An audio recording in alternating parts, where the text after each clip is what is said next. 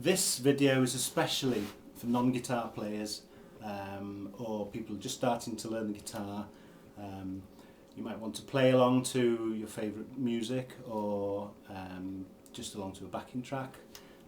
But anyway, I think what you don't want to do, I'm hoping, is get all involved in the music theory, having to learn all the notes of the fretboard. So this system that I've developed takes you away from all that. So you won't need to learn the notes of the fretboard, where each one is. You won't need to learn complicated patterns or many different scales.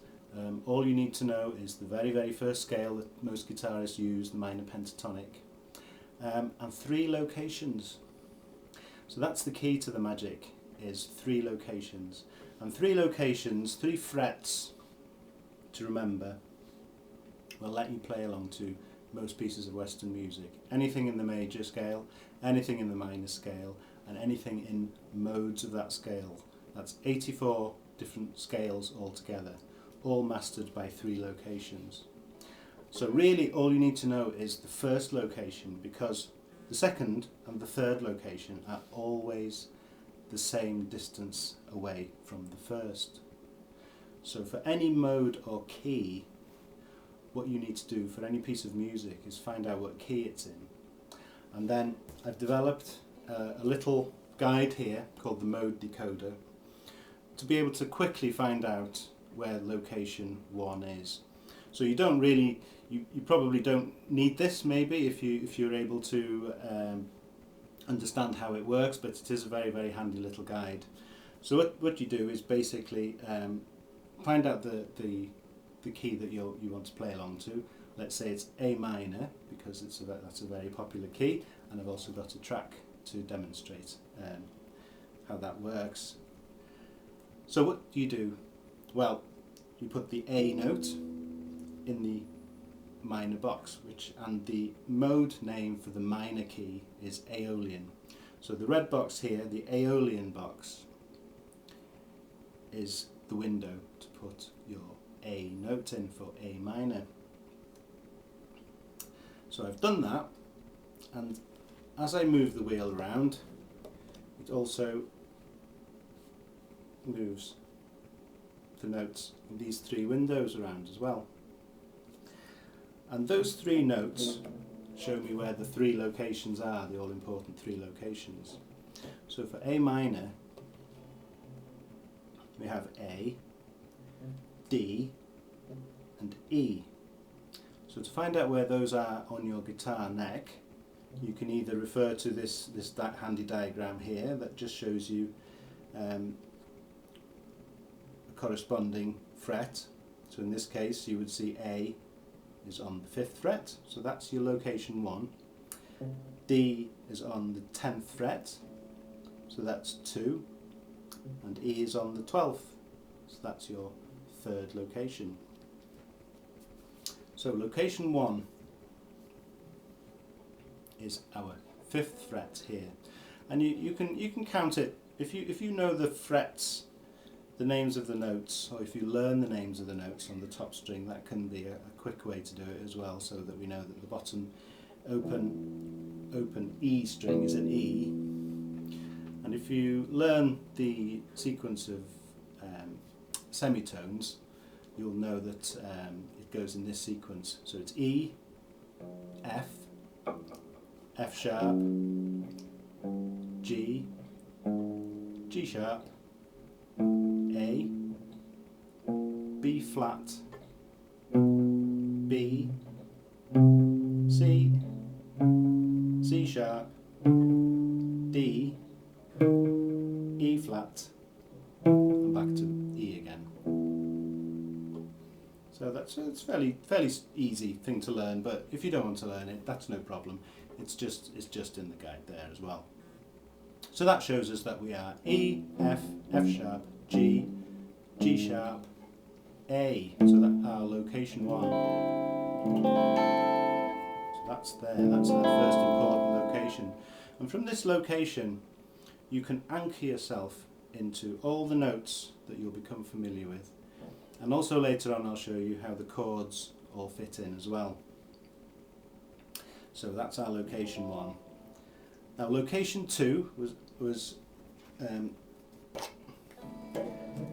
D note, and location 3 the E. And you can also remember these by simply counting. So the location 2 is actually 5 frets up. So it's 1, 1, 2, 3, 4, 5, and that's the D on the string there. And it's always the same number. So location 2 is always 5 up, and location 3 is always another 2 up again. So you've got location 1, 5 up, location 2, location 3. So they are the main things that you need to learn to be able to play along to any piece of music. 3 locations. And they will change, not in relation to each other, but they will change, this location 1 will change frets depending on which mode or key that you're playing in.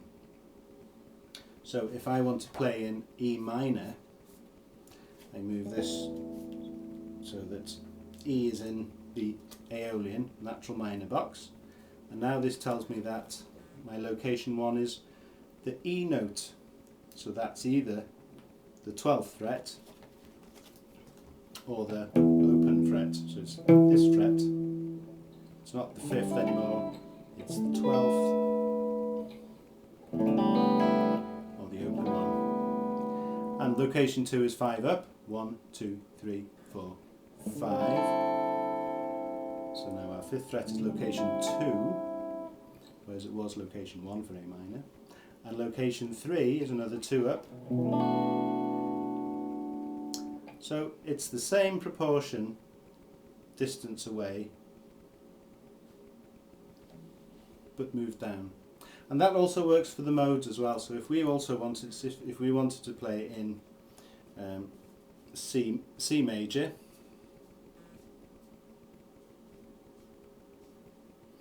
we put C in the Ionian window, and the Ionian is the other name for your major scale.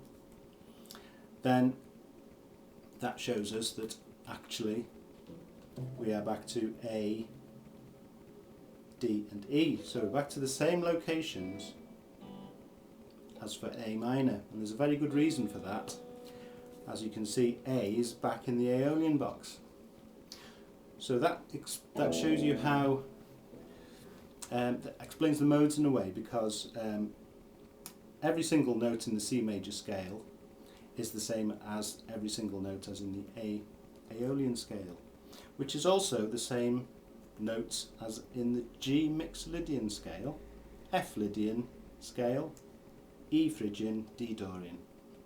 All exactly the same notes, and the change in the sound only comes from where you start, which note you start on. So this, back to soloing in that case, and I'd like you to have a look at all the notes that we have on the 1st, 2nd and 3rd location. And what you'll notice is that every single string has a note that can be played. So that means that if you know location 1, 2 and 3, and you're playing along to an A minor song, and you know the right location, that you know that every single note can be played, is in the scale. Okay, so I've got a backing track in A minor,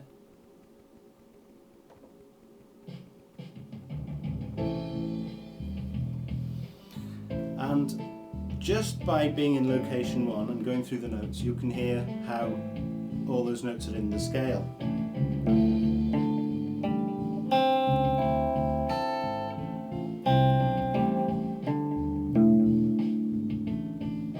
Okay. Now in the 2nd position, all these notes are also in the scale, but you'll hear that some of them sound less musical than others, and that's fine. They're not wrong notes, they're just sound less musical in this mode, but I'll go through them anyway.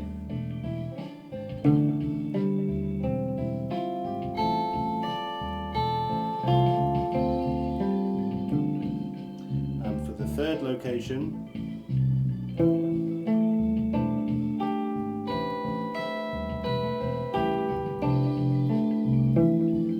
Okay, so we'll get more musical later on, but the main point I want you to take from this is that every single note that I was playing there was in the scale. So if you're barring off those 3 frets and play any note, then you'll be playing a note that's in the scale. So the main thing is not to hit a wrong note, isn't it? So that you know that you will never hit a wrong note. You may hit a slightly less musical note, but it won't be a wrong note. So as a beginner, you can put something on, find the key, find the location, and you can solo, make a rudimentary solo just by doing that. So you can do something like this.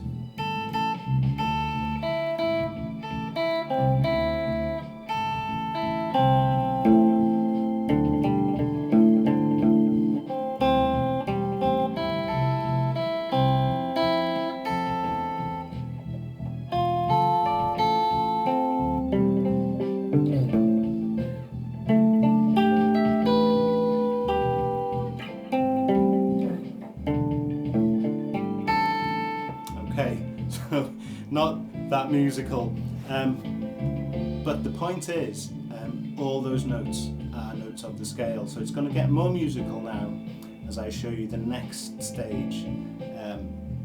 So the next thing I want you to look at is keeping in mind these 3 locations and looking at the 2nd, the 3rd and the 4th string. Now I'm going to be building up to playing the minor pentatonic scale, the scale that every guitarist should know and does know, and it's the simplest scale of all. It's only 5 notes repeated once. So to learn this part, the 2nd, 3rd and 4th string, you can see that in each case the 2nd, 3rd and 4th string there's a note that can be played. Location 1, location 2, location 3. So let's see how that sounds. So I go up 1, 2 frets and use my other finger to play that. So we've got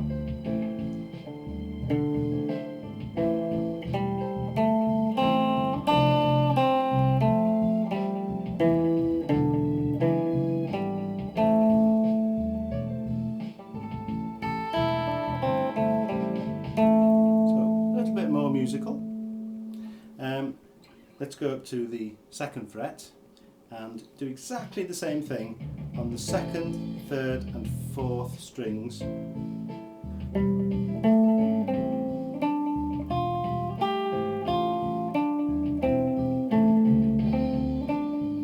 Okay, so some good notes there and some less good notes. And on the 3rd location, do exactly the same thing again.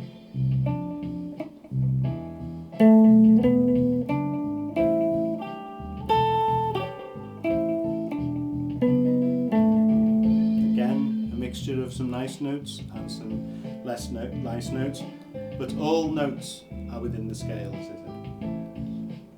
Okay, so the next stage, the final stage into looking at the minor pentatonic scale shape, is looking at the 1st string, the 5th string and the 6th string. And we can see that the 1st string, we don't go up 2, we go up 3, and on the 5th and the 6th we also go up 3, so it's thinking of 2s and 3s. So the 3s sound like this, and the 5th and 6th. Okay, and the same for the 10th.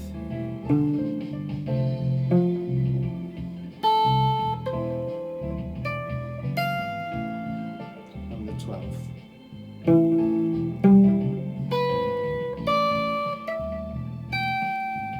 Okay, so again you can hear some nice notes, some not so nice notes. let me put all those together now in the minor pentatonic scale. And this is really the bedrock of what you'll be able to do. And just with that alone, you'll be able to play along to many, many, many pieces of music. Okay, so it sounds like this.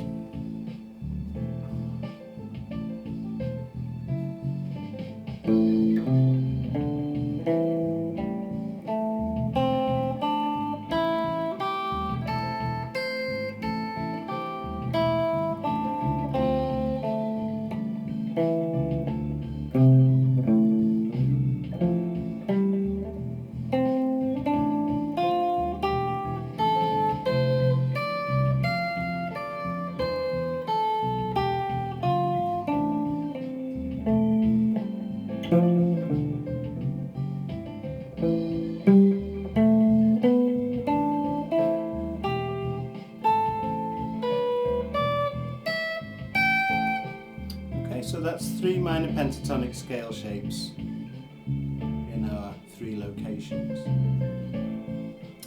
Okay, so now then, how do you avoid the good notes, the bad notes, and how do you concentrate on the best notes? Well, you'll probably be able to do this by ear, just by locking into these and thinking, oh, that's good, but up here, not so good, so I'll avoid that one. But if you want a quick guide as to what's good and what's not so good, then it's covered on this page. So we've got our 3 locations for every mode, and as we know, we're playing in the Aeolian or the minor, natural minor mode, that's the key. So we look at the red guide, and we have the 3 locations, and on top of those 3 locations we have highlighted the best notes, essentially. And there's a good mathematical reasons why these sound good and why the other ones sound less good. But really all you need to know is the ones that sound the best, and this will show you exactly where they are. So it's a quick shortcut to knowing which one to avoid, and they will be different for different modes. So for example, in the Aeolian mode, then this note is very is a great note, whereas in Mixolydian that note is the equivalent. And you can just find this out by trying it out in different modes. So the other thing, once you've mastered that, is you'll notice that the black notes represent the minor pentatonic scale, position 1. Now they're marked out because they're exactly in the same shape in those 3 locations. And the minor pentatonic scale represents 5 notes out of the 7 complete notes that there are in the scale. So also noted down are the other 2 notes, and they're in slightly different positions on each one, but in time you'll get to know where they are. It'll become second nature to you. So in these 3 locations you'll have access to every single note of the scale in 3 places, and that's useful for being able to play chords in those 3 locations, as I'll go through later on, but also in soloing, so that you're not just, you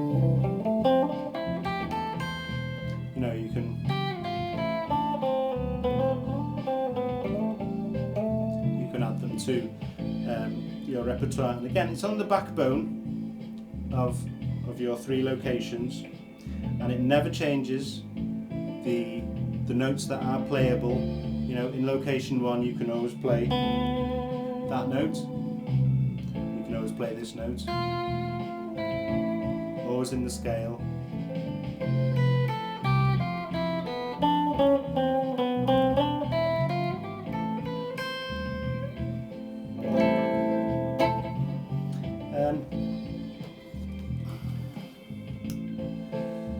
So in the next video I'll show you how you can apply chords to the three locations.